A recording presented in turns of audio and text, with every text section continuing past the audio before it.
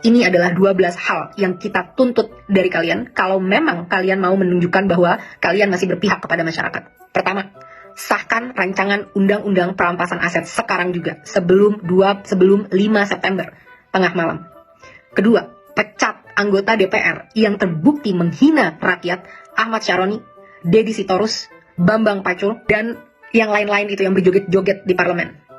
Mereka yang hanya mewakili kepentingan partai politik dan tidak kredibel untuk merepresentasikan kita, apalagi membuat kebijakan-kebijakan. Kita minta KPK, pahlawan kita, untuk segera cek seluruh harta dan aset mereka. Apakah itu didapat dari uang yang benar-benar legal atau ada permainan-permainan dari harta-harta tersebut. Crazy rich itu tidak mungkin bisa sekaya itu tanpa melakukan hal-hal yang tidak dibenarkan secara hukum.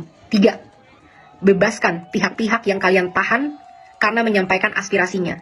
Jangan salahkan semua terhadap masyarakat. Kalian juga harus bisa refleksi kenapa masyarakat bisa sampai semarah itu. Karena kalian selama ini sudah benar-benar tuli dan mati empati terhadap aspirasi dari masyarakat. Saat kita mau mendatangi rumah kita sendiri yang kita bayar dan kita bangun dengan hasil keringat sendiri, kita dipertemukan dan dihajar dengan aparat-aparat dan segala peralatan yang dibeli dari hasil pajak rakyat. Bebaskan mereka semua. Mereka hanya mau melakukan aspirasi. 4. Reformasi DPR. Kalau memang kalian tidak mau DPR dibubarkan, maka reformasi habis-habisan bagaimana cara kalian bekerja. 1. Audit secara transparan. Apa isi dari anggaran 9,6 triliun per tahun di tahun ini dan tahun depan?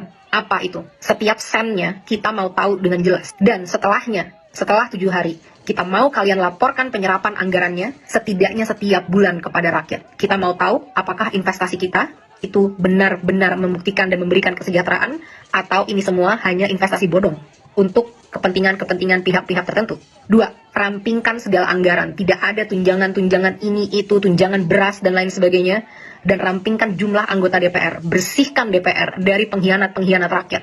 Pengkhianat-pengkhianat bosnya sendiri. Potong semua anggaran yang tidak urgent untuk kesejahteraan masyarakat. Rapat-rapat, kunjungan kerja ke luar negeri, patwal, dan semua itu tidak ada hubungannya dengan kesejahteraan masyarakat.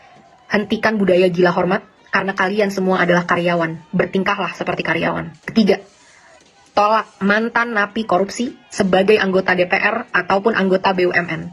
Tidak ada lagi penghargaan terhadap pengkhianat bangsa yang merampok kekayaan rakyat. 4.